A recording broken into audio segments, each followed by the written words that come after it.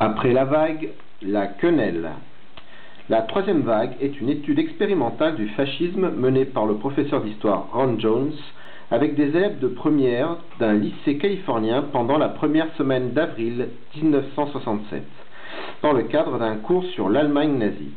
N'arrivant pas à expliquer à ses élèves comment les citoyens allemands avaient pu laisser sans réagir le parti nazi procéder au génocide de populations entières, Ron Jones décida d'organiser une mise en situation. Il fonda un mouvement nommé la Troisième Vague, dont l'idéologie vantait les mérites de la discipline et de l'esprit de corps, et qui visait à la destruction de la démocratie, considérée comme un mauvais régime en raison de l'accent qu'elle met sur l'individu plutôt que sur la communauté. Une expérience qui échappera à son instigateur pour se répandre comme une traînée de poudre avant d'y mettre un terme.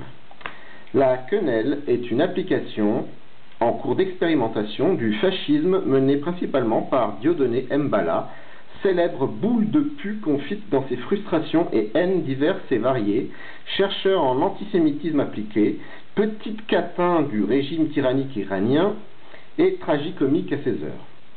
Comme tous les médiocres, un tantinet psychotique sur les bords, pour qui le fascisme est l'une des seules opportunités, le malade en question dénonce une dictature imaginaire dans l'espoir d'installer une tyrannie bien réelle.